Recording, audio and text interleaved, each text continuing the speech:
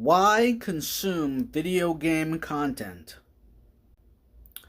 Well, primarily it's in order to get better at the game. Or at least that's what I always thought. For me, video game content represented the best of both worlds. You got to enjoy the intricacies of the game while being piloted by an operator that potentially knew more about its mechanisms than yourself. So for me, it's like, okay, do you want to play the game or watch the game? That's what people always say. But for me, it's like I can learn a lot from watching the game and then apply that to the game that I play.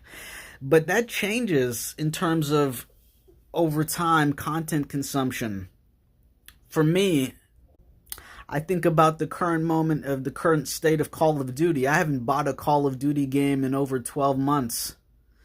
And that's troubling. That's difficult because I still consume a lot of Call of Duty content. So why consume Call of Duty content if you're not even going to play the game? Well, there's the question. How does it impact you as a content consumer? So that's me. That's how I relate to video game content. What about you? When you're watching a knitting video, is it because you knit? Why do you consume the content that you consume? And what goes into it? Hashtag as an aggregator, hashtag what's in your consume digest.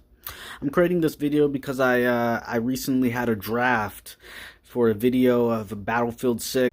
And I was wondering, okay, well, why do I consume video game content? And what's the history of my journey in consuming video game content? For me, it was always about trying to get better at the game.